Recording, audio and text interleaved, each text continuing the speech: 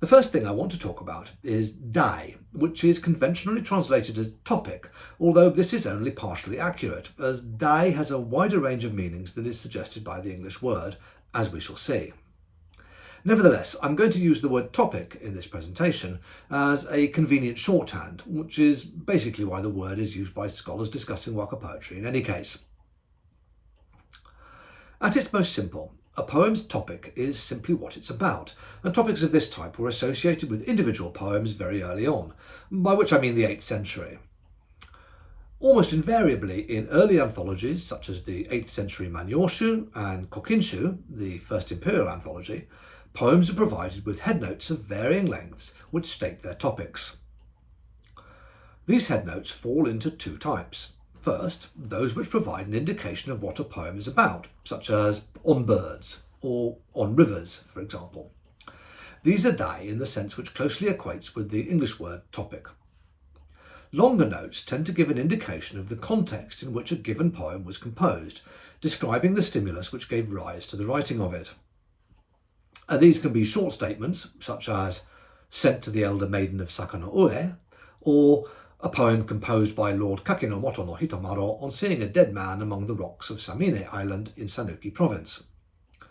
Or they can be much longer, a paragraph or more, providing a detailed description of, for example, a banquet at which a series of poems were composed. For example, on the 13th day of the first month, Tempio II, there was a gathering at the residence of the Governor-General for a banquet. That year, the month was truly a perfect example of early spring, with a sublime atmosphere and gentle breezes. The plum blossom bloomed with the whiteness of the powder one applies before a mirror. The orchids gave off a scent like that trailed behind one from a perfumed sachet. Moreover, in the morning the clouds moved across the peaks and capped the pine trees with a silken gauze. Then, with the evening, mists rose from the mountain caverns, and birds, lost in the silken folds, flew in confusion through the woods. In the garden, newborn butterflies danced, while in the skies geese flew homeward. Thus, with the heavens to cover us, and the land spread out before, we sat with knees close together, and the wine cups flew back and forth. All of us together quite forgot our words, and allowed our hearts to fly free in the beautiful scene. Truly, there is no way to measure the emotions of the time, so filled with pleasure were we. Were it not for poetry, how could we record our feelings?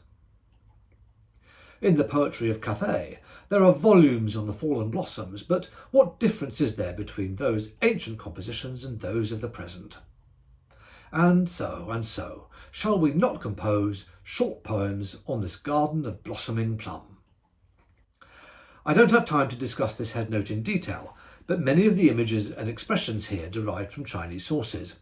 You can find a detailed commentary on the whole sequence of poems in Edwin Cranston's Gem Glistening Cup anthology, along with an alternative translation of the note and translations of the associated poems. My own versions of some of these are available on my website. Many of the topics provided in these early anthologies were most likely added as a form of editorial apparatus by the compilers of the collections and not by the poets themselves. So they are an indication that the urge to classify and categorise poems into different types was something that was present from the very earliest eras of poetry in Japan.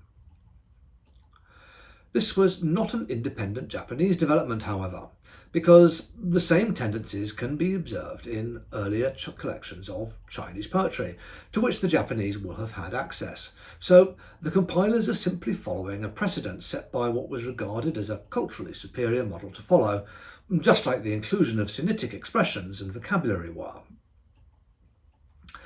By the time of the Kokinshu, a further important headnote had been added. This was Dai Shirazu, which is generally translated as topic unknown. This topic had two main uses. First, it could simply mean, as it suggests, that the compiler lacked information about when a particular poem was composed and the situation or context which gave rise to it. Alternatively, It could be used when a compiler knew exactly when and why a particular poem was composed, but that this was politically or socially sensitive, and so it was more discreet not to mention it. They relied upon their anthology's readership to be in the know and thus understand without being told. Sometimes, topics for these unknown poems were added in later periods and later collections when everyone involved was safely dead, and sometimes not. Sometimes we have enough knowledge to work out when a poem might have been composed and why, but often we don't. A similar conceit was used when compilers wanted to include poems by individuals who were either out of political favour or possibly too low class to be included in prestigious collections. Such poems were frequently listed as anonymous, when everyone would have known who wrote them. Of course, given the dearth of materials and how long ago all of this was, it's also possible that such later attributions are entirely spurious. A later compiler might associate a particular poem with an individual because they felt that it was the type of work which that person might have produced, but without any concrete evidence to prove it. As such, it's often advisable to approach such attributions with a healthy degree of scepticism. Getting back to the concept of topic, as Waka developed through the 10th and into the 11th centuries, topic became increasingly important as a critical category for the composition of poetry. What I mean by that is that topics gradually became formalised and also developed set associations and through them set diction. So, to give a relatively crude example, by the 12th century a poem on the topic of frogs could only be a spring poem. It had to include a reference to a water source of some kind, usually a river or a marsh. It had to describe the animals as crying, that is, making frog noises. It could only refer to a small set of poetic locations which were famous for having frogs.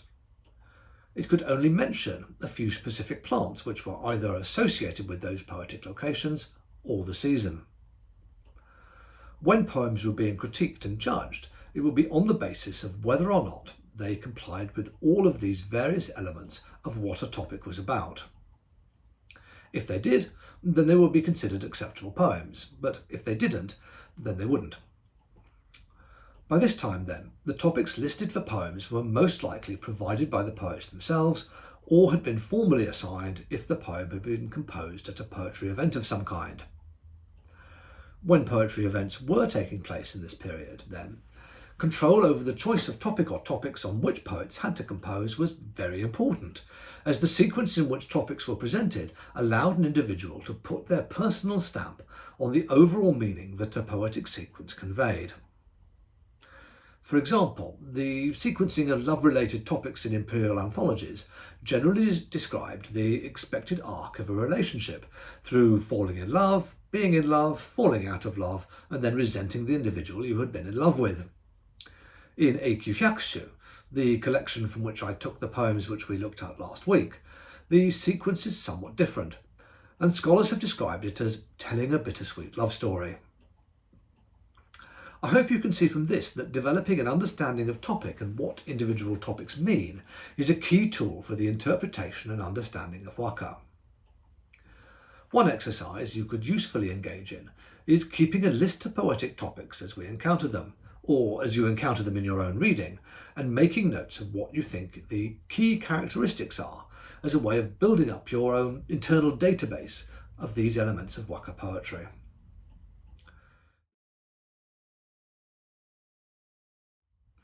The second key critical term I want to introduce to you is kokoro.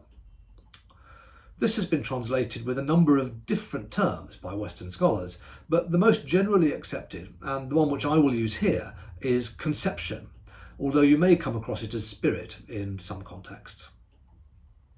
The conception of a poem is composed of two main elements. First, the overall image or sequence of images which a poem conveys, and second, the poem's emotional tone, the emotions it expresses about the situation it describes.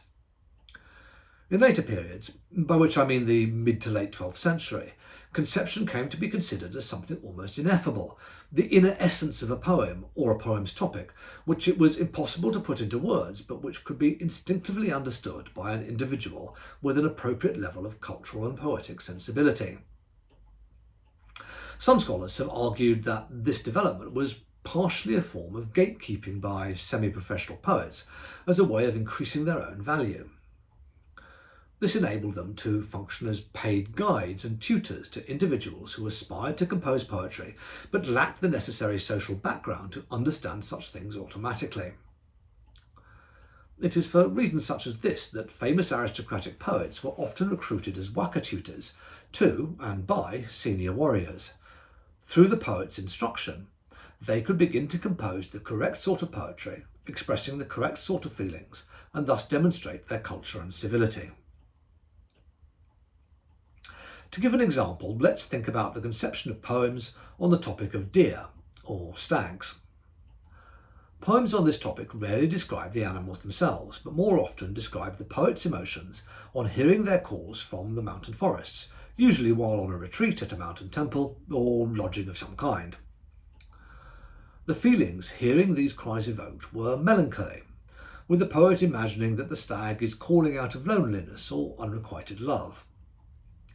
These emotions were magnified by the fact that stag poems were set in the season of autumn and often contained images of rain or mists which added to the general sense of depression.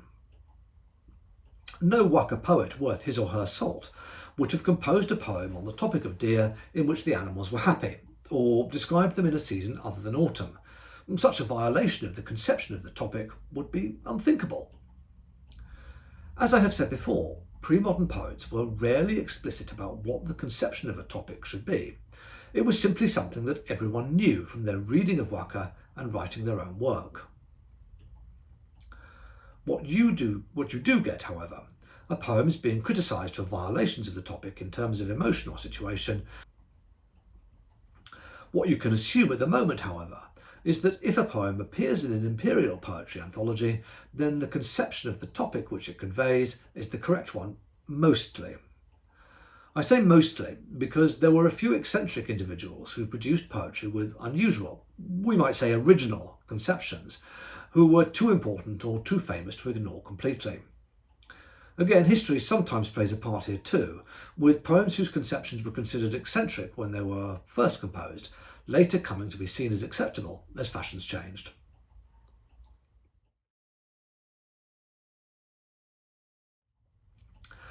The third critical concept I want to introduce is kotoba, which is conventionally translated as diction. This refers to the vocabulary which was used to write Waka poetry. While some poets in English today make a point of only using contemporary words and expressions in their work, others like to use language which we could describe as literary, which often means somewhat old-fashioned. And the same is true of poetry written in earlier times. That is, there was often a distinct poetic idiom which identified a piece of writing as a poem and not as another type of literary writing. The same is true for Waka. Poets were expected to use poetic language and not everyday words and expressions. Sometimes this was related to topic. Poetry could only be written on a limited range of plants and animals, for example, so only these living creatures could be mentioned in poems.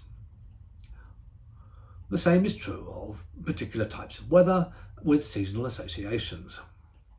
Equally, as topics often had set emotions associated with them as part of their conceptions, only words expressing those emotions were considered appropriately poetic. By the end of the Heian period, the range of acceptable poetic diction was extremely limited, and poets were aware that this was making the tradition somewhat stale. There were, therefore, vigorous critical debates about what to do about this situation, with progressive poets arguing that poems should be allowed to be composed which used modern, contemporary vocabulary, and conservative poets rejecting this and arguing instead that Waka could be reinvigorated by the use of more archaic vocabulary from earlier periods. Eventually, the progressives won this argument to some extent, but this still created a dictional straitjacket for the composition of Waka poetry, which was only truly escaped from with the development of haikai in the 15th century and later. What we see in 12th century writing about poetry are vicious debates between poets representing different poetic houses about the correct meanings of individual words and whether or not they could be used in the composition of waka. It's often said that the reason why arguments between academics are so bitter is because there is so little at stake, and to some extent this is true of the arguments between waka poets as well, but that's also not entirely accurate. Arguments between poets about the meanings of individual words were really struggles for control over acceptable poetic diction. If a poet or group of poets could get their interpretation and understanding of a word widely accepted, then they became the gatekeepers and guardians of that part of the poetic tradition, meaning that others would have to come to them for guidance on how that word could be correctly used and what it meant. This could have tangible economic benefits for a poet and the poet's house, in the form of pupils and invitations to poetry events hosted by members of the senior nobility, which might lead to possibilities for advancement or invitations to undertake other types of work. Diction as a critical term, therefore, is extremely important.